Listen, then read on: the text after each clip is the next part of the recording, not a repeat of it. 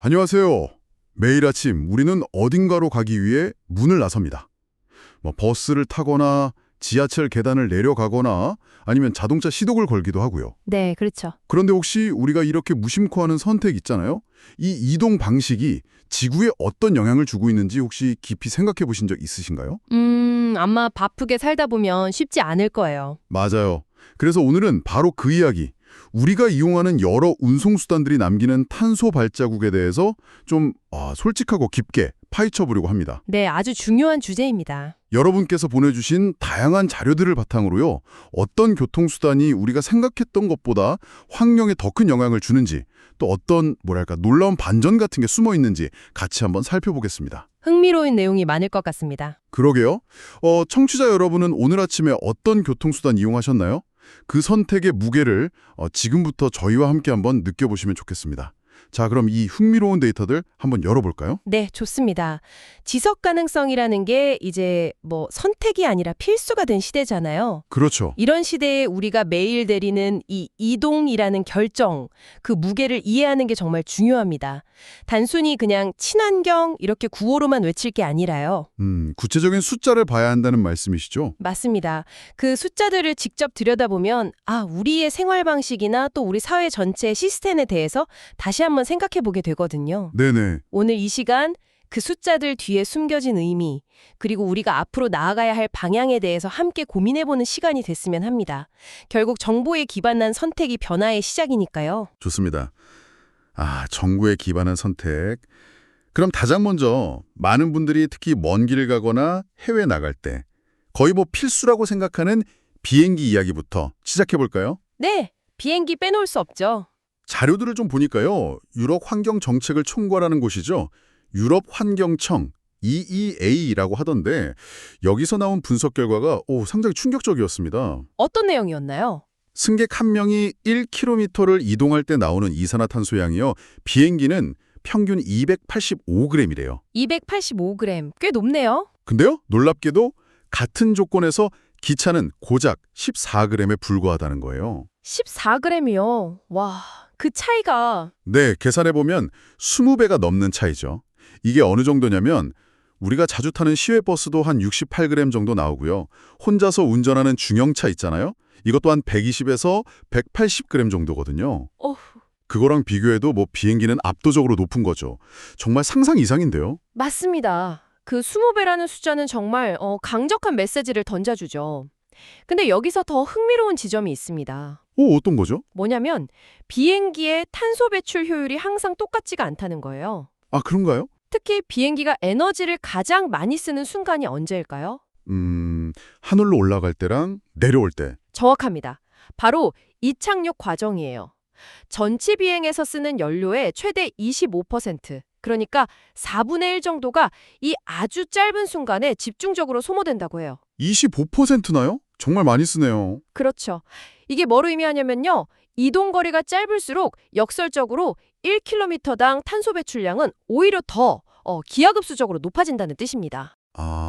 잠깐만요. 그럼 짧게 갈수록 킬로당 배출량은 더 높다고요? 네, 바로 그겁니다. 예를 들어서 서울에서 제주 가는 그런 국내선 단거리 비행이 있잖아요. 네, 많이들 타시죠. 이게 오히려 유럽 가는 장거리 국제선 비행보다 단위 거리당 환경 부담은 훨씬 클 수 있다는 그런 역설적인 사실이 있는 거죠. 와, 정말 역설적이네요. 빠르고 편하다고 생각했던 단거리 비행이 오히려 킬로당 탄소는 더 많이 뿜어낸다니. 그럼 이 점을 생각하면서 우리나라 국내 이동 상황에 좀 더 구체적으로 한번 넣어볼까요? 네, 그게 더 와닿을 것 같아요. 예를 들어서 서울에서 대전까지 간다고 해보죠.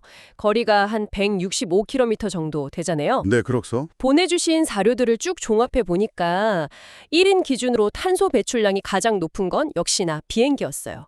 약 23.1kg. 역시 비행기가 높군요. 근데 놀랍게도 그 다음이 혼자 타는 중형차였어요.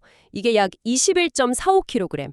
비행기랑 큰 차이가 없더라고요. 오, 자가용이 생각보다 높네요. 혼자 타면요. 네, 반면에 KTX 같은 기차나 아니면 연비 좋은 하이브리드 차 있잖아요. 네, 이런 건 한 13.2kg 수준이었고요. 절반 정도네요. 그리고 가장 적었던 건 의외로 고속버스였습니다. 8.25kg밖에 안 됐어요. 오, 고속버스가 제일 낮군요. 네, 그러니까 비행기가 고속버스의 거의 3배 가까운 탄소를 배출하는 셈이죠. 서울 대전 거리에서는요. 네, 중거리 이동에서는 고속버스의 효율성이 의외로 상당히 좋다는 걸 보여주네요. 그럼 거리가 더 늘어나면 어떨까요? 아, 더 먼 거리요. 예를 들면 서울, 부산? 네, 많은 분들이 이용하시는 노선이니까요. 서울, 부산 왕복을 기준으로 한번 비교해보면 그 차이가 더 극명하게 드러납니다. 어떻게 다른가요? 자료에 따르면요. 항공편을 이용하면 1인당 약 111.7kg의 이산화탄소를 배출해요. 111.7kg. 꽤 많네요. 그런데 KTX는 얼마일 것 같으세요? 아까 서울 대전이 13.2kg이었으니까 왕복이면 한 30kg 안팎? 더 낮습니다. 약 14.8kg이에요. 네, 왕복인데 14.8kg이요. 네, 항공기의 7분의 1도 안 되는 수준이죠. 와, 정말 차이가 크네요. 근데 여기서 또 주목할 점은 자가용입니다. 자가용이요? 네, 혼자서 중형차를 운전해서 서울, 부산을 왕복하면요. 무려 156kg의 탄소를 배출하게 됩니다. 156kg이요? 비행기보다도 훨씬 많네요. 그렇습니다. 기차랑 비교하면 10배 이상 차이가 나는 거죠. 장거리 이동에서는 기차의 친환경성이 정말 타의 추종을 불허한다고 볼 수 있습니다. 와, 자동차 이야기가 나왔으니까 말인데요.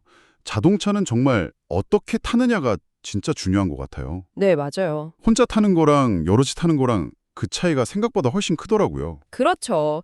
데이터가 그걸 보여주죠. 예를 들어서 요즘 많이 보이는 SUV 차량이 있잖아요. 이걸 기준으로 보면 1km 가는데 평균적으로 한 1.5명이 탄다고 가정하면 1인당 탄소 배출량이 한 190g 정도래요. 1.5명 기준 190g. 네. 근데 만약에 4명이 꽉 채워서 탄다.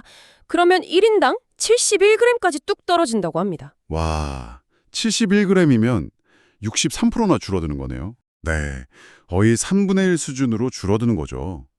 단순 계산만 해봐도 탑승 인원이 2배가 되면 1인당 배출량은 거의 절반으로 줄어드는 셈이니까 정말 나 홀로 운전이 환경에 미치는 부담이 얼마나 큰지 실감이 확 되네요. 바로 그 점을요. 우리나라 전체 교통 시스템이라는 좀 더 큰 그림하고 연결해서 보면 그 의미가 더 분명해집니다. 더 큰 그림이라면요? 통계를 한번 보시죠. 우리나라에 등록된 자동차 중에서요. 무려 82.4%가 개인이 소유한 승용차입니다. 80% 이상의 개인 승용차군요. 네. 그리고 국가 전체 수송 부문에서 나오는 온실가스 배출량 있죠. 그중에 96.5%가 바로 이 도로 부문, 그러니까 대부분 자동차 운행에서 나오고 있어요. 96.5%요? 거의 다네요. 네, 철도나 해운, 항공 다 합쳐봤자 4%가 채 안 됩니다. 와, 그러니까 우리가 출퇴근길에 카풀을 한다거나 주말에 가족들하고 같이 차를 타는 것, 이게 단순히 그냥 교통체증 줄이고 기름값 아끼는 그런 개인적인 편익을 넘어서는 거죠. 국가 전체 탄소 배출량을 줄이는데 직접 기여하는 거군요. 맞습니다. 얼마나 직접적이고 중요한 기여를 하는지를 딱 보여주는 대목이라고 할 수 있습니다. 야, 도로 부문 배출량이 96.5%라니 정말 압도적이네요. 그럼 결국 대중교통 활성화가 핵심이라는 결론이 나오는데요. 그렇죠. 그쪽으로 가야죠. 구글에서 최근에 분석한 자료도 좀 흥미로웠어요. 구글 자료요. 네, 같은 거리를 간다고 했을 때 기체는 비행기보다 승객 1인당 탄소 배출량을 85%나 줄여준대요. 85%? 크네요. 그리고 자동차, 이건 평균 탑승 인원을 고려한 건데요. 자동차보다는 87%나 절감 효과가 있다고요. 와, 자동차보다도 87%요? 네. 그리고 국제에너지기구 IAEA 아시죠? IEA? 네, 국제에너지기구. 네. 여기서도 기차의 1승객 킬로미터당 평균 이산화탄소 환산 배출량, 이거 CO2E라고 하던데요. 다른 온실가스까지 포함한 거군요. 네, 맞아요. 이걸 19g으로 발표했어요. 근데 이게 자동차 평균의 8분의 1 수준이라고 하니까 와, 진짜 기차의 효율성이 다시 한번 증명되는 셈이죠. 그렇죠. 특히 그 도시 내 이동에서 중요한 역할을 하는 지하철 같은 거 있잖아요. 전동화된 대중교통. 이건 잠재력이 더 큽니다. 지하철이요? 아, 전기로 가니까 그런가요? 네. 지하철은 운행 자체에서는 탄소 배출이 없죠. 물론 이제 전기를 만드는 과정에서 탄소가 나올 수는 있는데, 그렇죠. 발전 과정에서. 근데 만약에 그 전기가 태양광이나 풍력 같은 재생에너지에서 온다면 어떨까요? 아, 그럼 정말 친환경적이겠네요. 네. 실제로 프랑스나 스웨덴처럼 원자력이나 수력 발전 비중이 높은 나라에서는 이미 지하철 운행으로 인한 탄소 배출량이 거의 0, 제로에 가깝습니다. 오, 이미 그렇게 하고 있는 나라들이 있군요. 네. 우리나라도 지금 정부 차원에서 재생에너지 보급 확대를 강력하게 추진하고 있잖아요. 맞아요. 그래서 앞으로 전력망 자체가 청정에너지 중심으로 바뀌게 되면 지하철이나 전기버스 같은 대중교통의 친환경성은 정말 기하급수적으로 좋아질 겁니다. 그렇군요. 아, 희망적인 이야기네요. 전력 생산 방식이 바뀌면 대중교통이 훨씬 더 깨끗해질 수 있다는 거군요. 네. 잠재력이 아주 큽니다. 자, 그럼 이제 사람의 이동에서 눈을 좀 돌려서요. 우리가 매일 쓰는 물건들은 어떻게 이동하는지 화물 운송 쪽으로 한번 볼까요? 네. 물류도 중요하죠. 이쪽도 탄소 배출량 차이가 정말 어마어마하더라고요. 일본 국토교통성 연구 자료를 보니까요. 예를 들어 우리가 먹는 식재료 1톤을 1km 옮긴다고 했을 때요. 네. 1톤 1km 기준. 철도는 21g, 배는 38g, 도로를 달리는 트럭은 167g의 이산화탄소를 배출한대요. 철도, 선박, 트럭 순이네요. 네. 그런데 항공기는 얼마일 것 같으세요? 아까 사람 태울 때도 엄청났으니까 이것도 꽤 높겠죠. 한 500g? 훨씬 높습니다. 무려 1510g에 달합니다. 1510g이요? 네. 트럭의 9배고요. 철도보다는 72배나 많은 양이에요. 72배. 와, 상상 초월인데요. 그렇죠. 우리가 해외 직구하거나 오늘 주문하면 내일 도착 이런 빠른 배송 선택할 때 있잖아요. 그 속도의 대가가 바로 이 엄청난 탄소 발자국이라는 걸 생각하면 마음이 좀 무거워지는데요. 네, 그 지점이 참 중요합니다. 빠른 배송, 특히 비행기로 오는 국제 특송 같은 건 편리하긴 하지만 그 이면에 상당한 환경 비용이 있다는 사실이죠. 맞아요. 물론 모든 화물을 다 배나 기차로만 옮길 수는 없어요. 신선도가 중요한 식품이라든지 긴급한 의약품 같은 건 항공 운송이 불가피한 경우도 분명히 있죠. 네, 그럴 수 있죠. 하지만 소비자의 선택이 변화를 만들 수도 있습니다. 예를 들어서 당장 급하지 않은 물건이라면 조금 더 시간이 걸리더라도 해상이나 철도 운송 옵션을 선택한다거나 아니면 국내 생산 제품을 좀 더 소비하는 것만으로도 불필요한 탄소 배출을 줄이는 데 기여할 수 있거든요. 아, 소비자의 선택이 중요하군요. 네, 그리고 생산자나 유통기업들도 공급망 전체의 탄소 배출량을 줄이려고 노력해야 하고요. 이게 단순히 비용 절감 문제를 넘어서 요즘 중요하게 생각하는 기업의 사회적 책임, ESG 경영하고도 바로 연결되는 문제입니다. 네, ESG와도 관련이 깊군요. 소비자와 기업 모두의 노력이 필요하다는 말씀이시네요. 맞습니다. 알겠습니다. 그리고 최근에 도로에서 눈에 띄게 늘어난 차들이 있죠. 바로 전기차나 수소차인데요. 이 차들에 대한 이야기도 좀 해봐야 할 것 같아요. 네, 친환경차 이야기 빼놓을 수 없죠. 이 차들은 주행 중에는 배기가스를 전혀 안 내뿜잖아요. 그래서 그 자체만 보면 완전 완벽한 친환경 해법처럼 보이기도 하거든요. 그렇죠. 운행 중에는 배출가스가 없으니까요. 그런데 전문가들은 전과정 평가, LCA라고 하죠. LCA. 이걸로 봐야 한다고 지적을 하더라고요. 좀 더 넓은 시각으로요. 네, 라이프 사이클 어세스먼트 중요합니다. 그러니까 자동차를 만드는 단계부터 연료인 전기나 수소를 만드는 과정, 그리고 마지막에 폐기하는 단계까지 이 모든 과정에서 나오는 환경 영향을 다 합쳐서 봐야 한다는 거죠. 맞아요. 예를 들어 전기를 만드는데 석탄 발전 비중이 높다. 그러면 전기차의 친환경성은 좀 반감될 수밖에 없는 거잖아요. 정확한 지적입니다. LCA 관점은 친환경 기술의 실제 효과를 평가하는 데 정말 필수적입니다. 네. 그런데 그런 점을 다 고려하더라도요. 현재 기술 수준에서 전기차는 생산부터 폐기까지 전 생애 주기에 걸쳐서 봤을 때 같은 급의 내연기관차보다 약 50%에서 70% 정도의 탄소 배출 저감 효과가 있는 거로 평가됩니다. 오, 그래도 50%에서 70%나 줄어드는군요. 네, 상당하죠. 수소차의 경우는 그 효과가 더 커서요. 약 60%에서 80%까지 감축이 가능하다고 보고 있습니다. 수소차는 80%까지도요? 네.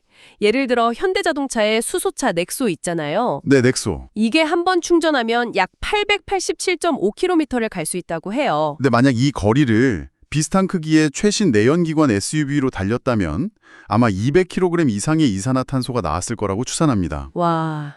넥소 한 번 충전으로 달릴 거리를 내연기관차로 가면 200kg 이상 CO2가 나온다. 비교가 확 되네요. 그렇죠. 그리고 앞으로 전기 생산이나 수소 생산 과정에서 재생에너지 비중이 획기적으로 높아지면 이 친환경 차들의 진정한 가치는 더욱더 빛을 발하게 될 겁니다. 네.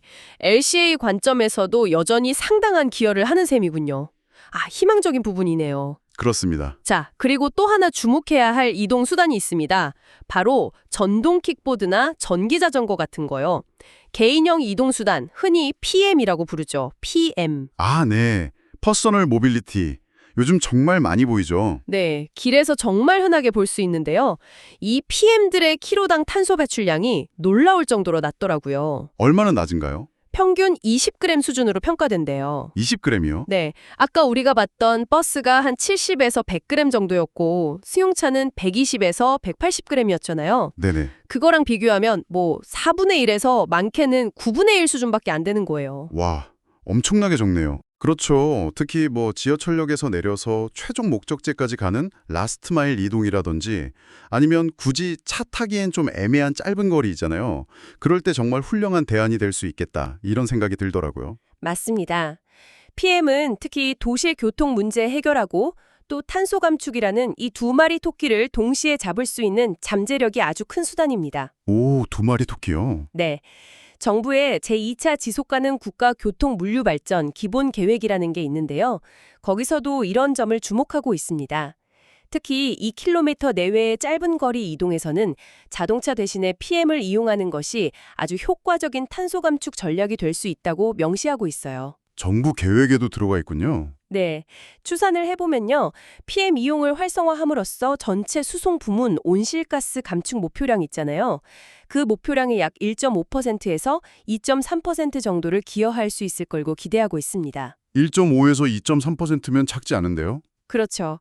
무엇보다 이게 좋은 게 막대한 예산이 드는 도로를 새로 짓거나 대규모 인프라 투자를 하지 않고도 비교적 적은 비용으로 시민들의 이동 편의는 높이면서 동시에 탄소 배출까지 줄일 수 있다는 점이에요. 정책적으로도 아주 매력적인 대안이죠. 비용 효율적이면서 효과도 있다는 거군요. 네. 물론 안전 문제라든지 주차 문제 같은 해결해야 할 과제들도 분명히 있습니다만 네, 그런 점들은 보완해야겠지만 단거리 이동에 강력한 솔루션이 될 수 있겠군요. 충분히 가능성이 있습니다. 이런 이동수단별 탄소 배출량 차이가 크다는 건 결국 우리의 여행 방식을 선택할 때도 큰 영향을 줄 것 같아요. 네. 여행 갈 때 고민이 많이 되죠. 예를 들어서 많은 분들이 좋아하시는 제주도 여행을 한번 생각해 볼까요? 서울에서 출발한다고 가정했을 때 왕복 기준으로 비행기를 타면 1인당 약 280kg의 탄소를 배출한다고 해요. 280kg. 꽤 되네요. 그런데 만약에요, 4인 가족이 함께 자가용을 몰고 예를 들어 목포나 완도까지 가서 배를 타고 제주도로 들어간다면 아, 차 가지고 배 타는 경우요? 네, 그러면 1인당 탄소 배출량이 약 150kg 수준으로 줄어든다고 합니다. 오, 거의 절반 가까이 줄어드네요. 네, 물론 시간은 훨씬 더 많이 걸리고 좀 번거로울 수는 있겠죠. 그렇죠. 시간과 노력이 더 들죠. 하지만 이런 느린 여행이 환경에 미치는 영향은 이렇게 확연히 다르다는 걸 보여주는 좋은 사례인 것 같습니다. 네, 맞아요. 유럽에서는 이런 인식이 좀 더 확산되면서 플라이 쉐임이라는 말까지 나왔잖아요. 플라이트 쉐임이요? 비행기 타는 걸 부끄러워한다. 네, 환경 오염의 주범인 비행기 타는 것을 좀 부끄럽게 여기는 그런 사회적인 분위기가 형성되기도 했어요. 스웨덴의 그 청소년 환경운동가 그레타 툰베리 아시죠? 네, 알죠. 툰베리가 2019년에 뉴욕에서 열린 UN 기후행동 정상회의에 참석하려고 탄소 배출 많이 하는 비행기 대신에요. 태양광 패널이랑 수중 터빈을 갖춘 경주용 요트를 타고 2주 동안 대서양을 건넌 적이 있어요. 아, 맞아요. 그런 일이 있었죠. 요트 타고. 네, 그게 아주 상징적인 사례죠. 물론 모든 사람이 다 이렇게 할 수는 없고 좀 극단적으로 보일 수도 있습니다. 그렇죠. 현실적으로 어렵죠. 하지만 이게 우리가 너무나 당연하게 여겼던 그 빠르고 편리한 이동 방식에 대해서 좀 근본적인 질문을 던지게 하고요. 여행의 과정 자체를 즐기는 대안적인 이동 문화에 대해서 고민하게 만들었다는 점에서 중요한 의미가 있다고 생각합니다. 플라이트 쉐임이라 흥미로운 현상이네요. 그렇다면 우리나라 교통 부문의 전체적인 온실가스 배출 현황은 구체적으로 어떤가요? 아까 도로 부문 비중이 압도적이라고 잠깐 말씀하셨는데. 네, 그 수치가 아주 중요합니다. 한국교통안전공단 코사라고 하죠. 여기서 나온 2024년 자료를 보니까 그 심각성이 더 와닿더라고요. 어떤가요? 우리나라 전체 수송 부문에서 나오는 온실가스 배출량 중에요. 도로 부문이 차지하는 비중이 무려 96.5%에 달합니다. 96.5%. 아까 말씀드린 그 수치죠. 네, 나머지 다 합쳐서 철도가 0.6%, 해운이 2.2%, 항공이 0.7%, 이거 다 합쳐도 4%가 안 돼요. 정말 도로에 집중되어 있네요. 네, 결국 우리나라 교통부문 탄소 중립의 성패는 거의 사실상 이 도로 위에서 결정된다고 해도 과언이 아니겠네요. 네, 바로 그 점 때문에 정부도 이 도로 중심의 배출 구조를 바꾸려고 아주 강력한 정책 목표를 설정하고 있습니다. 어떤 목표인가요? 2030년까지요. 수송 부문에서 총 3,700만 톤의 온실가스를 감축하겠다는 것이 국가적인 약속입니다. 3,700만 톤 감축 쉽지 않겠는데요. 네, 상당히 도전적인 목표죠. 이걸 달성하기 위한 핵심 전략은 크게 세 가지로 요약할 수 있어요. 세 가지요. 첫째는 무공해차, 그러니까 전기차랑 수소차, 보급을 확대하는 겁니다.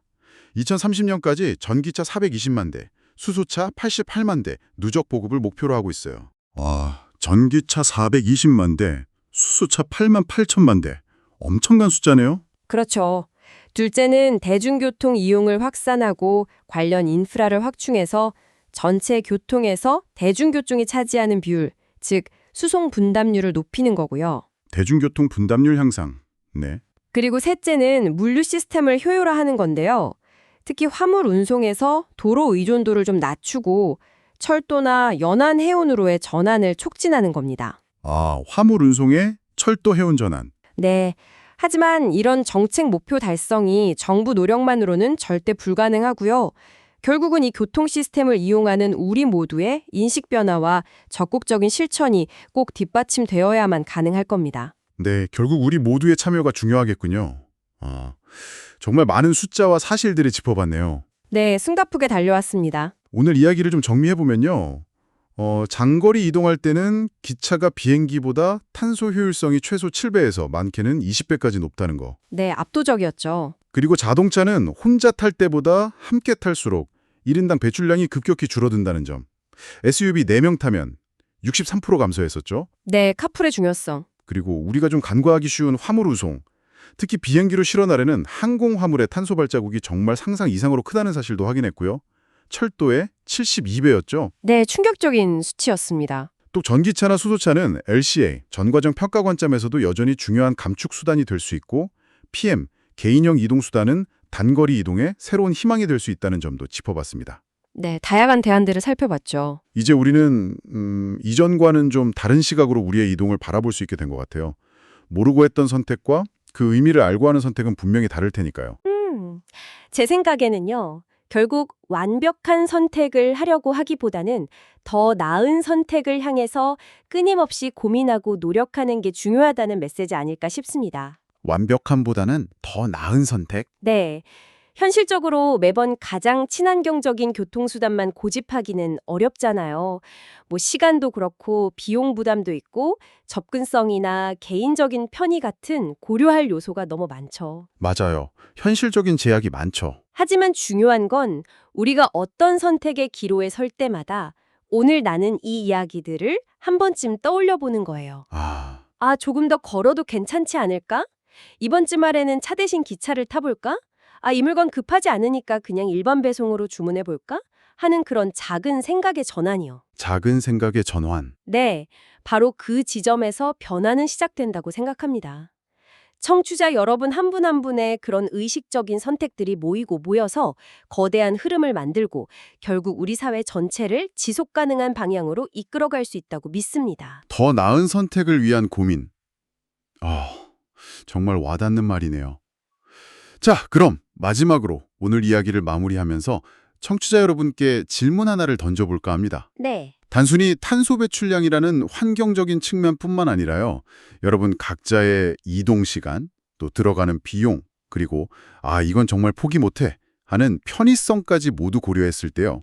지금 당장 내가 실천할 수 있으면서도 조금이나마 지속 가능성에 기여할 수 있는 여러분만의 최적의 이동 조합은 무엇일지 한번 좀 생각해 보시면 어떨까요? 네, 각자의 최적점을 찾는 고민이 중요하겠네요. 네, 거창한 계획이 아니어도 좋습니다. 어쩌면 내일 아침에 습관처럼 타던 엘리베이터 대신에 계단을 이용하는 그런 작은 실천에서부터 시작될 수도 있으니까요. 작은 실천이 모여 큰 변화를 만들죠. 오늘 저희와 함께 이 중요하고도 흥미로운 여정을 함께 해주셔서 진심으로 감사합니다.